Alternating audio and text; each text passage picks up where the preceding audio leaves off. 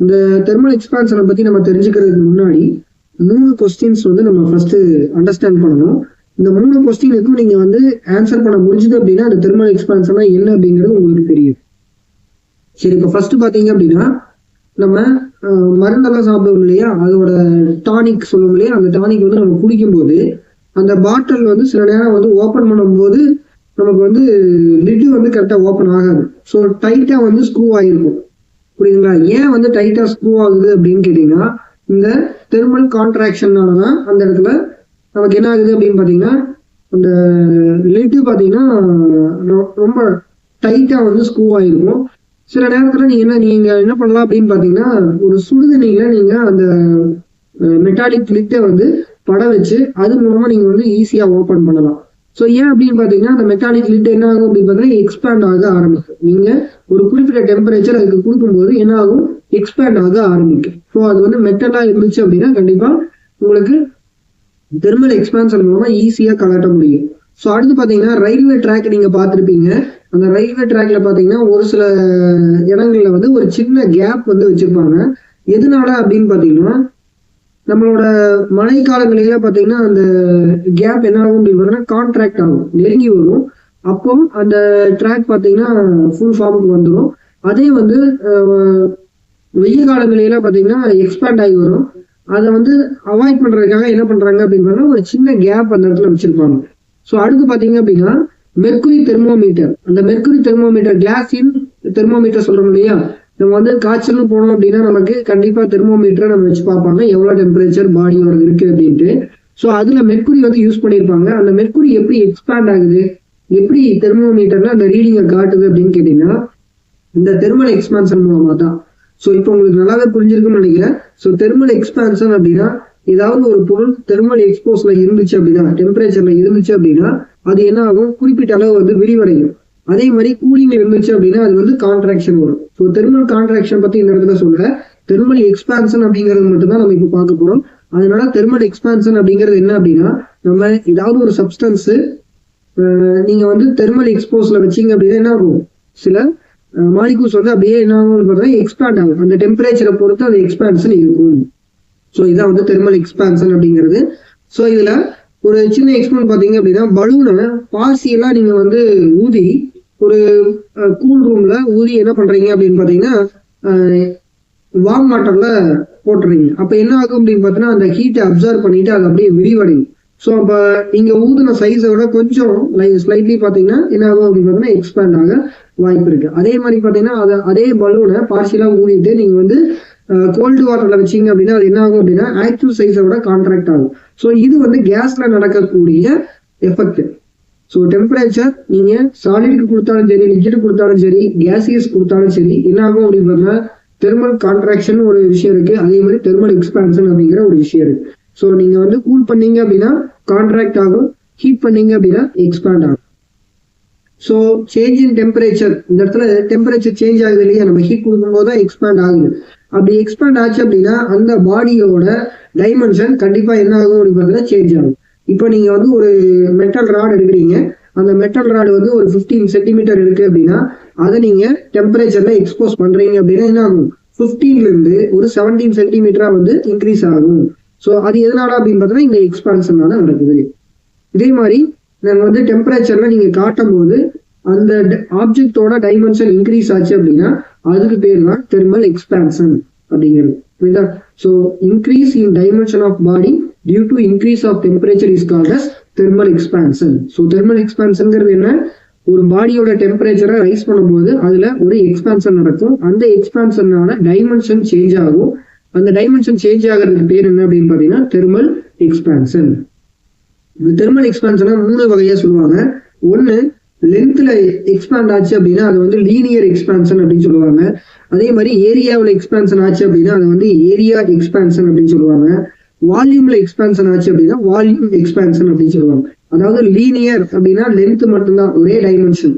Area அப்படின்னு பாத்தீங்கன்னா length and பிரெத்ல வந்து சேஞ்சஸ் ஆயிருக்கும். வால்யூம் அப்படின்னா 3 டைமென்ஷன், லென்த், பிரெத், திக்னஸ், இது எல்லாத்துலயுமே சேஞ்ச் ஆயிருக்கும். ஸோ இதுதான் தெர்மல் எக்ஸ்பான்ஷனோட எக்ஸ்பிளனேஷன்.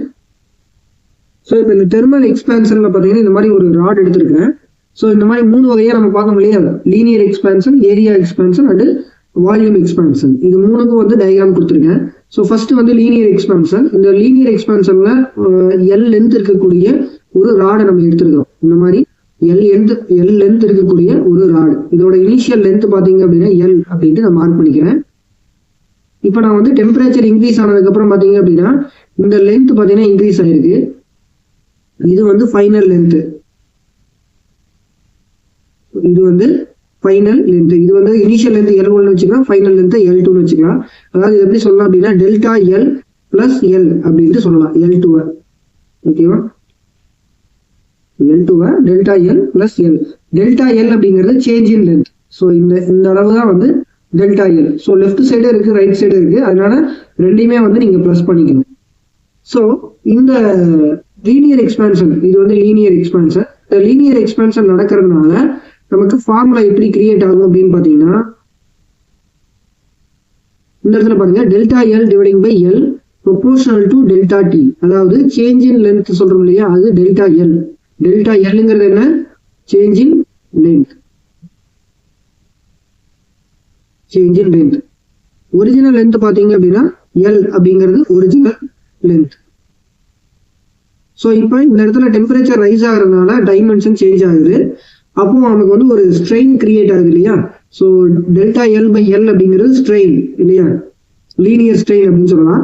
ஸோ அந்த லீனியர் ஸ்ட்ரெயின் பார்த்தீங்கன்னா எதுக்கு ஈக்குவலா இருக்கும், சாரி எதுக்கு ப்ரொபோஷனலா இருக்கும் அப்படின்னு பார்த்தீங்கன்னா டெம்பரேச்சர் டிஃபரன்ஸுக்கு ப்ரொபோஷனலா இருக்கும். ஸோ டெம்பரேச்சர் டிஃபரண்ட் அப்படிங்கிறது நமக்கு T2 மைனஸ் T1. ஸோ நீங்க வந்து இன்க்ரீஸ் பண்ணதுக்கு அப்புறம் ஃபைனல் டெம்பரேச்சர், இன்க்ரீஸ் பண்றதுக்கு முன்னாடி இனிஷியல் டெம்பரேச்சர், அந்த டெம்பரேச்சர் டிஃபரண்ட் தான் இங்க டெல்டா டி அப்படிங்கிறது. ஸோ டெல்டா டி அப்படிங்கிறது என்னது, டெம்பரேச்சர் டிஃபரன்ஸ்.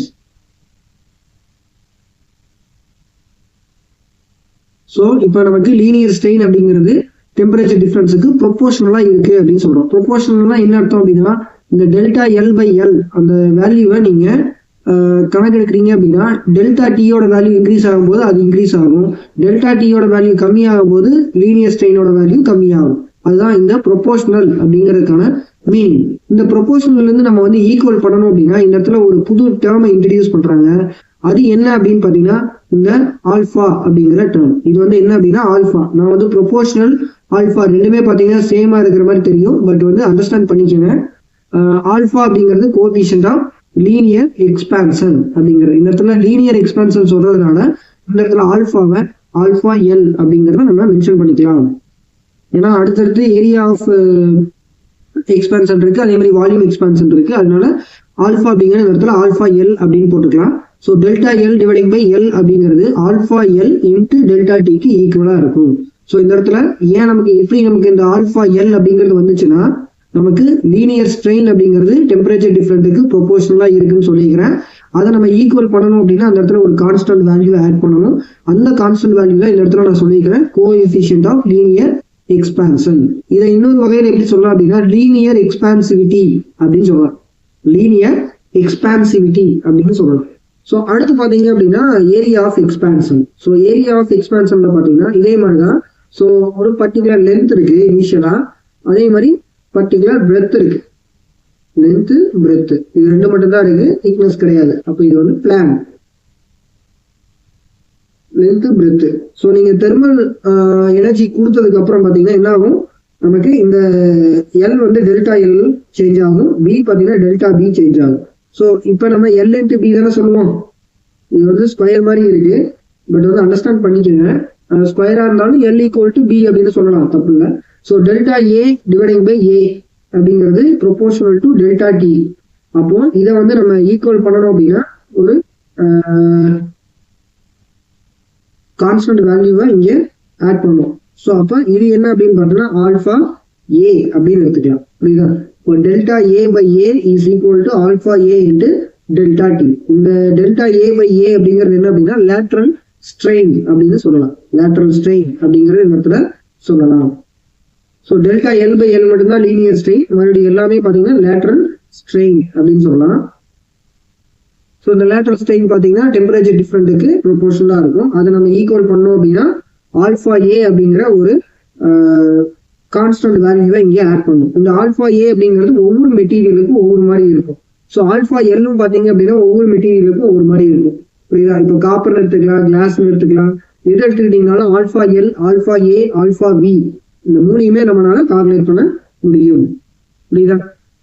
ஸோ இது வந்து ஏரியாவில் எக்ஸ்பேன்ஷன் நடக்கிறது. அடுத்து பார்த்தீங்கன்னா வால்யூம்ல எப்படி எக்ஸ்பேன்ஷன் நடக்குது அப்படிங்கிறத பார்க்கலாம். ஸோ இந்த வால்யூம் அப்படின்னு எடுத்துக்கிட்டீங்க அப்படின்னா அதுக்கு லென்த் இருக்கும், பிரெத் இருக்கும், அதே மாதிரி திக்னஸ் இருக்கும். புரியுதா? ஓகே, இப்போ வால்யூம்ல வந்துட்டீங்க அப்படின்னா லேட்டரல் ஸ்ட்ரெயின் அப்படின்னு சொல்லலாம். So lateral strain proportional to delta T, அதாவது change in volume dividing by original volume proportional to delta டின்னு சொல்லலாம். இங்கே நீங்க ஈக்குவல் பண்ணணும் அப்படின்னா ஆல்ஃபா வி அப்படிங்கிற ஒரு கான்ஸ்டன்ட் ஆட் பண்றீங்க. இந்த இடத்துல ஆல்ஃபா வி அப்படிங்கிறது என்னது? Coefficient of volume expansion. Volume expansion இதை இன்னொரு வழியில எப்படி சொல்லலாம் அப்படின்னு பாத்தீங்கன்னா வால்யூம் எக்ஸ்பான்சிவிட்டி அப்படின்னு சொல்லலாம். அதே மாதிரி ஆல்ஃபா ஏ அப்படிங்கிறது என்ன? Coefficient of area expansion. இத இன்னொரு வழியில எப்படி சொல்லலாம் அப்படின்னு பாத்தீங்கன்னா ஏரியா எக்ஸ்பான்சிவிட்டி அப்படின்னு சொல்லலாம். புரியுதா? இதுதான் வால்யூம் எக்ஸ்பான்ஷன்ல நடக்கக்கூடிய 3 மெத்தட். ஒன்று வந்து லீனியர் எக்ஸ்பான்ஷன், இன்னொன்று பார்த்தீங்கன்னா ஏரியா எக்ஸ்பான்ஷன், இன்னொன்று வால்யூம் எக்ஸ்பான்ஷன். ஸோ எல்லாத்துக்குமே பார்த்தீங்கன்னா ஃபார்முலா வந்து delta L by L equal to alpha L delta டின்னு எடுத்துக்கலாம். இந்த இடத்துல நீங்க என்ன பண்ணணும் அப்படின்னு பார்த்தீங்கன்னா ஆல்ஃபா ஏ போடும்போது 2 இன்ட்டு ஆல்ஃபா ஏன்னு போடணும். ஏன் அப்படின்னு பார்த்தீங்கன்னா 2 டைமென்ஷன் இருக்கு இல்லையா? எல் இன்ட்டு பி அப்படின்னு 2 டைமென்ஷன் இருக்கு. அதே மாதிரி ஆல்ஃபா வி எடுத்துக்கும் போது 3 டைமென்ஷன் இருக்கு. அதனால இந்த இடத்துல 3 இன்ட்டு ஆல்ஃபா வி அப்படின்ட்டு நீங்க ப்ராடக்ட் பண்ணிக்கணும். புரியுதா? ஸோ இந்த இடத்துல ஆல்ஃபா எல்லுக்கு வந்து ஆக்சுவலாக 1 போடணும். பட் வந்து 1 இன்ட்டு ஆல்ஃபா எல் பார்த்தீங்கன்னா ஆல்ஃபா எல் அப்படிங்கிறதுனால அந்த வேல்யூ வந்து சேம் ஆயிடும். ஸோ இப்போ உங்களுக்கு லீனியர் எக்ஸ்பான்ஷன்னா என்ன, ஏரியா எக்ஸ்பான்ஷன்னா என்ன, வால்யூம் எக்ஸ்பான்ஷன்னா என்ன அப்படிங்கிறது தெளிவாக புரிஞ்சுக்கணும்னு நினைக்கிறேன். வாங்க இப்போ அடுத்த சாப்டர் பார்ப்போம்.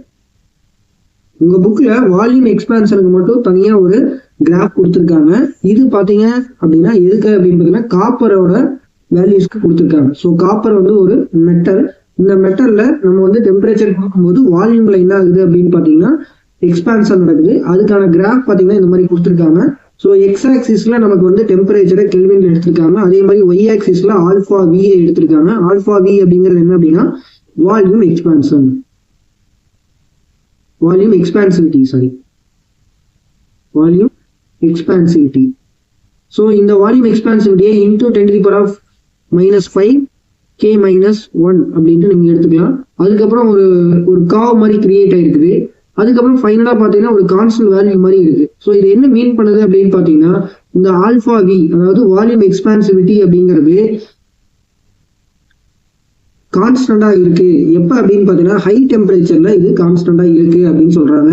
ஸோ இதுல இருந்து நீங்க என்ன தெரிஞ்சுக்கலாம் அப்படின்னு பாத்தீங்கன்னா ஹை டெம்பரேச்சர் போறதுக்கு முன்னாடி வரைக்கும் ஆல்ஃபா வி அப்படிங்கிறது டெம்பரேச்சரை டிபெண்ட் பண்ணி இருக்கு அப்படிங்கிறது சொல்றாங்க. உங்க புக்ல பாத்தீங்கன்னா ஒரு சில மெட்டீரியல்ஸுக்கு இந்த ஆல்ஃபா வியோட வேல்யூவை கொடுத்துருக்காங்க. இந்த மெட்டீரியல் எல்லாம் இன்வர் அப்படிங்கிற மெட்டீரியல், அதாவது இது என்ன மெட்டீரியல்னா nickel plus iron plus nickel. பாத்தீங்கன்னா அயான்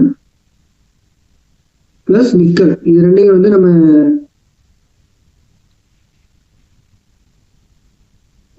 காம்பவுண்ட் எடுத்தோம் அப்படின்னா இன்வர் அப்படிங்கிற ஒரு மெட்டீரியல் மேனுஃபேக்சரிங் பண்றாங்க. ஸோ இந்த இன்வர் பாத்தீங்கன்னா 0.2 இன்ட்டு 10⁻⁻5 வேல்யூ தான் இருக்கு. அதாவது ரொம்ப ரொம்ப கம்மியான வால்யூம் எக்ஸ்பான்சிவிட்டி இருக்கக்கூடிய மெட்டீரியல் அப்படின்னு பாத்தீங்கன்னா இன்வர். அதே மாதிரி பைரெக்ஸ் கிளாஸ் பாத்தீங்கன்னா 1 இன்ட்டு 10⁻⁻5 இருக்கு. பட் அயான் பாத்தீங்கன்னா பைரெக்ஸை விட அதிகமா இருக்கு. கிளாஸ் பாத்தீங்கன்னா 6 இருக்கு. அலுமினியம் மெர்குரி பாத்தீங்கன்னா 18.2 இருக்கு. புரியுதா? வாட்டர் பாத்தீங்கன்னா 20.7 இருக்கு. எத்தனால் பாத்தீங்கன்னா 110 வேல்யூ இருக்கு. ஸோ இந்த மெர்குரி எத்தனால் இவங்க 2 பேரும் வந்து வால்யூம்ல அதிகமான எக்ஸ்பான்ஷன் இருக்கக்கூடிய மெட்டீரியல். தெர்மோமீட்டர்ல நம்ம எது யூஸ் பண்றோம் அப்படின்னு பார்த்தோம்னா ஹை தெர்மல் எக்ஸ்பான்ஷன் இருக்கக்கூடிய மெட்டல்ஸ்லான இந்த மெர்குரி நம்ம யூஸ் பண்றோம். அதே மாதிரி லிக்விட்ல இந்த எத்தனால் வந்து யூஸ் பண்றோம். ஸோ மெர்குரி பாத்தீங்கன்னா நம்மளோட ரூம் டெம்பரேச்சர்லயே லிக்விடா இருக்கக்கூடிய ஒரு மெட்டல். ஸோ ஏன் வந்து இருக்கு அப்படின்னு பாத்தீங்கன்னா அந்த மாதிரி லிக்விட் ஷேப்ல இருக்கு அப்படின்னு பாத்தீங்கன்னா அதுக்கு வந்து தெர்மல் எக்ஸ்பான்ஷன் இந்த அளவுக்கு நமக்கு அதிகமா இருக்குது. ஒரு சின்ன சேஞ்சஸ் கூட அந்த மெர்க்குரி என்ன பண்ணும் அப்படின்னு பார்த்தோன்னா அதிகமான எக்ஸ்பான்ஷன் கொடுக்கக்கூடிய ஒரு மெட்டீரியல். அதனால என்ன பண்றாங்க அப்படின்னா தெர்மோமீட்டர்ல கிளாஸின் தெர்மோமீட்டர் இருக்கு இல்லையா, அதுல இந்த மெர்க்குரி HG யூஸ் பண்றாங்க. அதே மாதிரி ஆல்கஹால் அதாவது எத்தனால் வந்து யூஸ் பண்றாங்க. எத்தனால் பார்த்தீங்கன்னா C2H5OH. இது ரெண்டும் அந்த தெர்மோமீட்டர்ல யூஸ் பண்றதுக்கான காரணம் என்ன அப்படின்னு பார்த்தீங்கன்னா ஹை தெர்மல் எக்ஸ்பான்ஷன் இருக்கக்கூடிய சப்ஸ்டன்ஸ் இந்த ரெண்டுமே. அதனாலதான் தெர்மோமீட்டர்ல இதெல்லாம் யூஸ் பண்றாங்க. இப்போ உங்க புக்ல அனாமலஸ் பிஹேவியர் ஆஃப் வாட்டர் வந்து கொடுத்துருக்காங்க. வாட்டருக்கு ஒரு முக்கியமான ப்ராப்பர்ட்டி இருக்கு. அதாவது டென்சிட்டி அப்படிங்கிறது பாத்தீங்கன்னா மேக்சிமமா எங்க இருக்கும் அப்படின்னு பாத்தீங்கன்னா 4 டிகிரி செல்சியஸ்ல இருக்கும். அது என்ன அப்படிங்கறத இப்ப நம்ம பாத்துக்கலாம். ஸோ இப்போ இந்த மாதிரி கிராஃப் கொடுத்துருக்காங்களே, இந்த 2 கிராஃபையும் நீங்க நல்லா அண்டர்ஸ்டாண்ட் பண்ணீங்கன்னா போதும், இந்த கான்செப்ட் உங்களுக்கு ஈஸியா அண்டர்ஸ்டாண்ட் ஆகும். இப்போ எக்ஸ் ஆக்சிஸ்ல பாத்தீங்கன்னா டெம்பரேச்சர் எடுத்திருக்காங்க. இந்த டெம்பரேச்சரை டிகிரி செல்சியஸ்ல எடுத்திருக்காங்க. அதே மாதிரி ஒய் ஆக்சிஸ்ல பாத்தீங்கன்னா வால்யூம் எடுத்திருக்காங்க. வால்யூம் பாத்தீங்கன்னா லிட்டர்ல எடுத்திருக்காங்க. ஸோ இது இந்த கிராஃப் பாத்தீங்கன்னா எந்த சப்ஸ்டன்ஸ் எடுத்திருக்காங்க அப்படின்னு பார்த்தோன்னா வாட்டர் எடுத்திருக்காங்க. ஸோ வாட்டர்ல பாத்தீங்கன்னா இந்த இடத்துல 0 டிகிரி செல்சியஸ்ல இருக்கும்போது வால்யூம் பாத்தீங்கன்னா 1.0013 அப்படிங்கிற அளவுல இருக்கு. இப்ப என்ன பண்ண போறோம் அப்படின்னு பார்த்தோன்னா வாட்டரை வந்து ஹீட் பண்ணி 4 டிகிரி செல்சியஸ்க்கு நம்ம கொண்டு வர போறோம். அப்படி கொண்டு வரும்போது 4 டிகிரி செல்சியஸ்ல பாத்தீங்கன்னா அது வந்து 1 லிட்டரா வந்து கம்மியாயிருது. ஸோ 1.0013 லிட்டரா இருந்தது 1 லிட்டரா வந்து என்ன ஆயிடுச்சு அப்படின்னா கம்மி ஆயிடுச்சு. அதாவது இந்த இடத்துல வால்யூம் கம்மியாகுதுன்னு சொல்றாங்க. அதாவது இந்த இடத்துல வால்யூம் கம்மியாகுதுன்னு சொல்றாங்க. எப்போ அப்படின்னு பாத்தீங்கன்னா 0ல இருந்து 4 டிகிரி செல்சியஸ் வர வரைக்கும் வால்யூம் அப்படிங்கிறது டிக்ரீஸ் ஆகுதுன்னு சொல்றாங்க. புரியுங்களா? ஸோ அதுக்கப்புறம் என்ன நடக்குது, அதே மாதிரி டென்சிட்டியில என்ன நடக்குதுன்னு பாத்தீங்கன்னா இந்த இடத்துல 0 டிகிரி செல்சியஸ் வந்து 4 டிகிரி செல்சியஸ் வர வரைக்கும் மேக்சிமம் ஆகுது. ஸோ டென்சிட்டி இந்த பாயிண்ட்ல டென்சிட்டி அதிகமாகுது. இது வந்து டென்சிட்டியோட கிராஃப். இதுலயும் பாத்தீங்கன்னா டெம்பரேச்சரை எக்ஸ் ஆக்சிஸ்ல டிகிரி செல்சியஸ் எடுத்திருக்காங்க, ஒய் ஆக்சிஸ்ல டென்சிட்டி எடுத்திருக்காங்க. அதோட unit kilogram by metre cube. So 0 degree Celsius இருக்கும்போது 0.99990 இருந்தது. நமக்கு 1 கிலோகிராம் பை மீட்டர் கியூபா எப்ப கன்வெர்ட் ஆகுது அப்படின்னு பார்த்தோம்னா 4 டிகிரி செல்சியஸ்ல கன்வெர்ட் ஆகுது. அதாவது இந்த இடத்துல பாத்தீங்கன்னா அந்த 4 டிகிரி செல்சியஸ்க்கு அப்புறம் மறுபடியும் நீங்க பாயில் பண்ணும்போது அதாவது 10 டிகிரி செல்சியஸ் எல்லாம் போச்சு அப்படின்னா என்ன ஆயிருந்தா டவுன் ஆயிடும். ஸோ இந்த ப்ராப்பர்ட்டி என்ன அப்படின்னு பாத்தீங்கன்னா இந்த 4 டிகிரி செல்சியஸ்ல அட் மேக்சிமம் வேல்யூவா இருக்கும். அதாவது டென்சிட்டி அப்படிங்கிறது 4 டிகிரி செல்சியஸ்ல மேக்சிமம் வேல்யூவா இருக்கும். So rho will be maximum at 4 degree Celsius for water. So இந்த கிராஃப்ல உங்களுக்கு தெளிவா புரிஞ்சிருக்கும்னு நினைக்கிறேன். ஸோ 0 டிகிரி செல்சியஸ் இருக்கும்போது பிலோ 1 வேல்யூவா இருந்தது. 4 டிகிரி செல்சியஸ் வரும்போது கரெக்டா 1 வேல்யூக்கு ரீச் ஆயிடுச்சு. புரியுதா? அதுக்கப்புறம் பாத்தீங்க அப்படின்னா கம்மியாக ஆரம்பிக்கும். புரியுதா? இந்த ப்ராப்பர்ட்டி தான் வந்து அனாமலஸ் ப்ராப்பர்ட்டி ஆஃப் வாட்டர் அப்படின்னு சொல்லலாம். அது மட்டும் இல்லாம இந்த இடத்துல பாருங்க வால்யூம் வந்து 4 டிகிரி செல்சியஸ்க்கு அப்புறம் என்ன ஆயிருது அப்படின்னா இன்க்ரீஸ் ஆயிருது. ஸோ 4 டிகிரி செல்சியஸ்ல 1 லிட்டரா இருந்தது நமக்கு 100 டிகிரி செல்சியஸ் வரும்போது 1.043 லிட்டரா வந்து மாறிடுச்சு. அப்போ டெம்பரேச்சர் ரைஸ் ஆகும்போது வால்யூம் என்ன ஆகுது, இன்க்ரீஸ் ஆகுது. ஸோ இந்த இடத்துல டெம்பரேச்சர் ரைஸ் ஆகும்போது பாத்தீங்கன்னா டென்சிட்டி கம்மியாகுது. எப்போ அப்படின்னா இந்த வேல்யூஸ் எல்லாம் பாத்தீங்கன்னா எபோவ் 4 டிகிரி செல்சியஸ் தான் நீங்க சொல்லணும். இப்போ நமக்கு ஏரி குளங்கள்ல எல்லாம் பாத்தீங்கன்னா அந்த ஏரி குளங்கள்ல இருக்கக்கூடிய டாப் சர்ஃபேஸ்ல வாட்டர் நின்றுட்டு இருக்கும் இல்லையா, அதுதான் ஃபர்ஸ்ட் ஃப்ரீஸ் ஆகுது. எதனால அப்படின்னு பாத்தீங்கன்னா நமக்கு வந்து லேக் வந்து கூல் ஆகும்போது 4 டிகிரி செல்சியஸ் வரும்போது என்ன ஆகுது அப்படின்னா டெம்பரேச்சர் கம்மியாகும் போது ஹையர் டென்சிட்டியை ரீச் பண்ணுது. ஸோ ஹையர் டென்சிட்டியை ரீச் பண்ணிடுச்சு அப்படின்னா அதனால மேல இருக்க முடியாது, கீழே பாட்டம் நோக்கி கீழே போகும். அப்போ பாட்டம் இருக்கக்கூடிய வாட்டர் என்ன பண்ணும் அப்படின்னு பாத்தீங்கன்னா கம்மியான டென்சிட்டியில இருக்கக்கூடிய வாட்டர் அது என்ன பண்ணும் அப்படின்னு பாத்தீங்கன்னா மேல் நோக்கி வரும். அப்போ அது வந்து டாப் சர்ஃபேஸ்ல வந்துடும். ஸோ டாப் சர்ஃபேஸ்ல கம்மியான டென்சிட்டி இருக்கக்கூடிய வாட்டர்லாம் இருக்கும். அதே மாதிரி டென்சிட்டி அதிகமாக இருக்கக்கூடிய வாட்டர் வந்து பாட்டமுக்கு போயிடும். ஸோ இதனால என்ன ஆகுது அப்படின்னு பாத்தீங்கன்னா இதே மாதிரி தொடர்ந்து நடந்துட்டு இருக்கும்போது 4 டிகிரி செல்சியஸ் ரீச் பண்ணிடுச்சு அப்படின்னா மேல இருக்கக்கூடிய அந்த வாட்டர் தான் என்ன ஆகும் அப்படின்னு ஃபர்ஸ்ட் ஃப்ரீஸ் ஆகும். அது என்ன ஆயிரும் அப்படின்னு பாத்தீங்கன்னா ஃப்ரீஸ் ஆயிடுச்சுன்னா இதாயிரும், டென்சிட்டி கம்மியாயிரும். அப்போ வாட்டருக்கு மேலேயே வந்து அது என்ன ஆயிட்டு இருக்கும், ஃப்ரீஸ் ஆகி மிதந்துகிட்டே இருக்கும். அதனால கீழே இருக்கக்கூடிய அந்த அனிமல்ஸ் எல்லாத்துக்குமே பாத்தீங்கன்னா சேஃபர் சைட்ல இருப்பாங்க. அதாவது அவங்க எல்லாருமே வந்து ஃப்ரீஸ் ஆகாம இருப்பாங்க.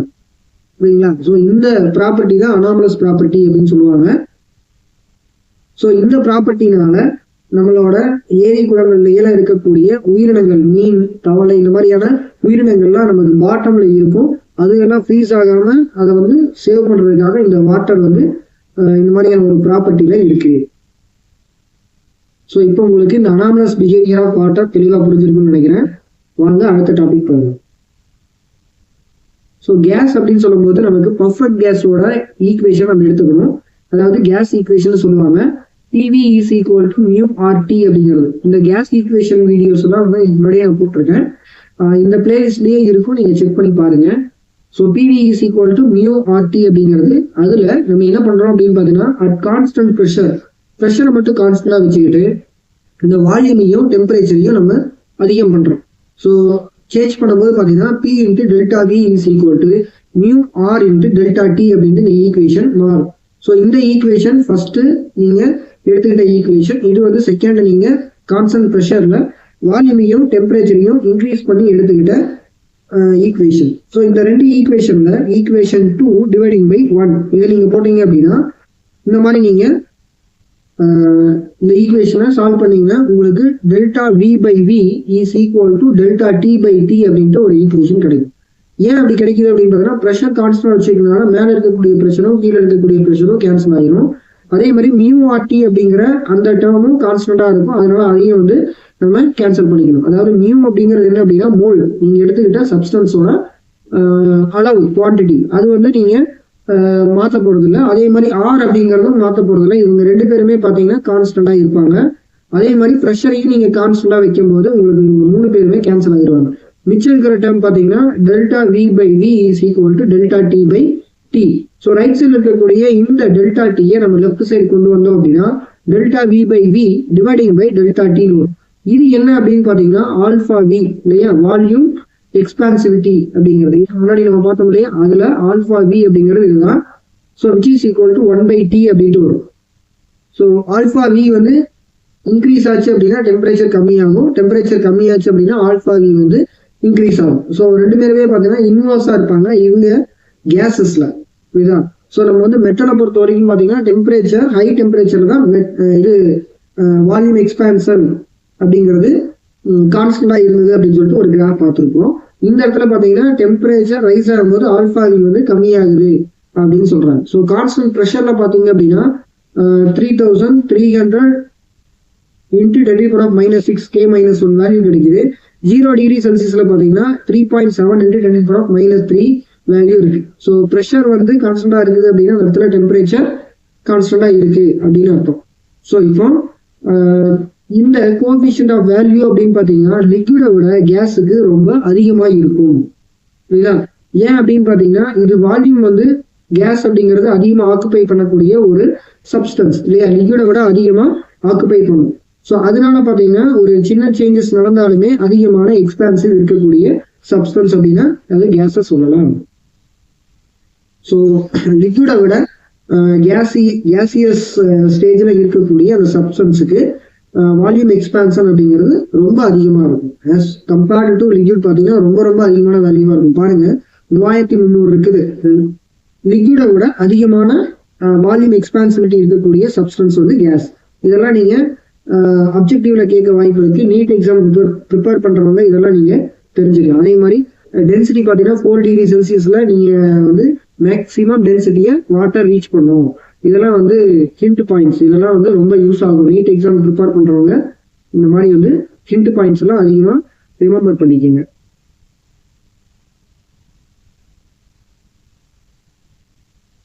ஸோ இப்போ நம்ம கோஎஃபிஷியன்ட் ஆஃப் வால்யூம் எக்ஸ்பான்ஷனுக்கும் கோஎஃபிஷியன்ட் ஆஃப் லீனியர் எக்ஸ்பான்ஷனுக்கும் என்ன ரிலேஷன்ஷிப் அப்படிங்கிறது பார்க்கலாம். So coefficient of volume expansion அப்படிங்கிறது alpha V, coefficient of linear expansion அப்படிங்கிறது ஆல்ஃபா L. ஏரியா விட்டுட்டாங்க. ஆல்ஃபா Lக்கும் ஆல்ஃபா Vக்கும் என்ன ரிலேஷன்ஷிப் அப்படிங்கிறத இப்போ நம்ம பார்க்கலாம்.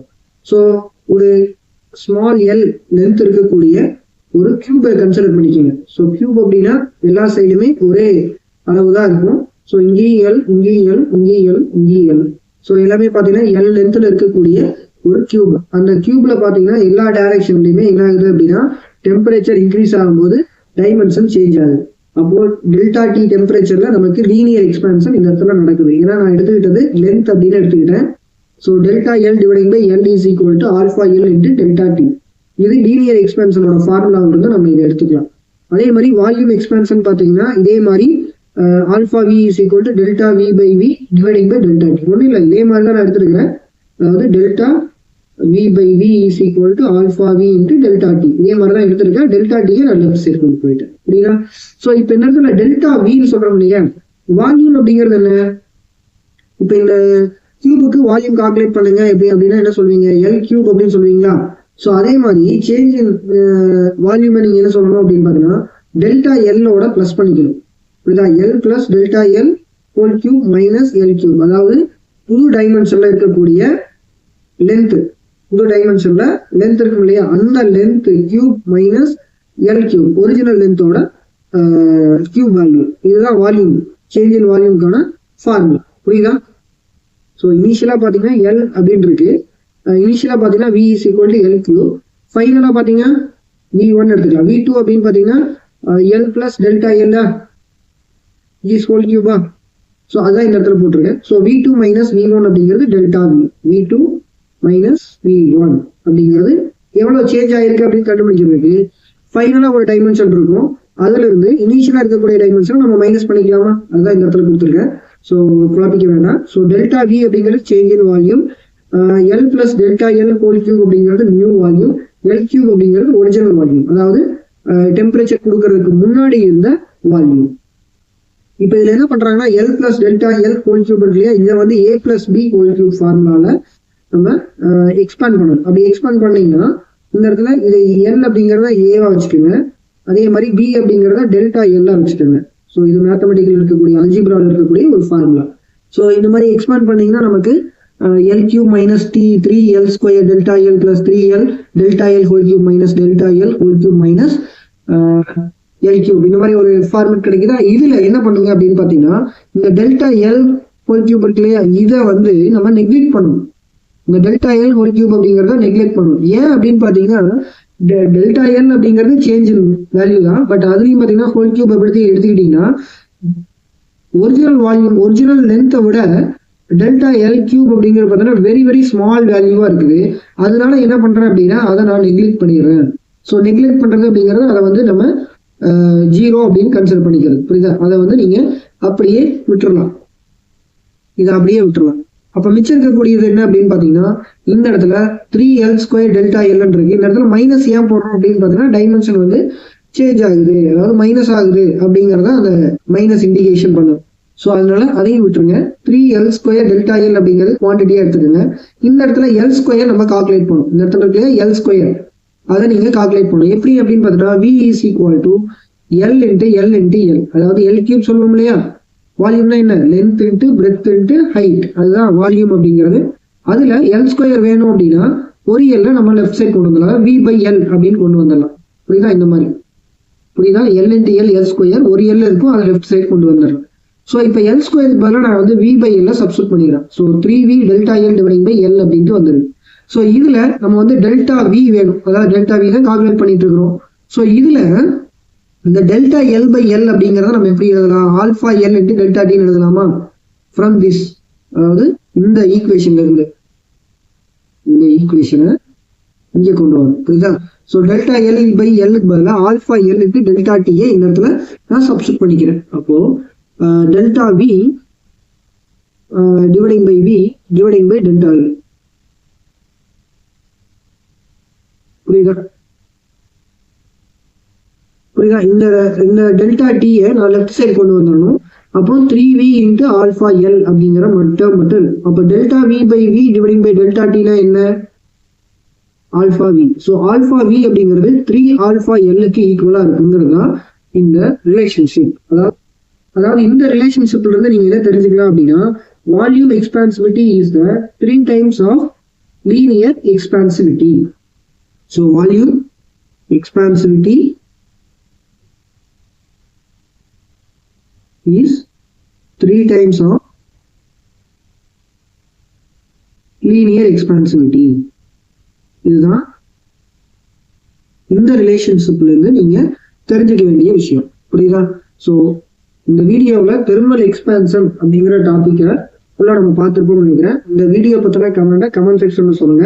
உங்க ஃப்ரெண்ட்ஸுக்கும் இந்த வீடியோவை ஷேர் பண்ணுங்க, அவங்களும் தெரிஞ்சுக்கிட்டோம்.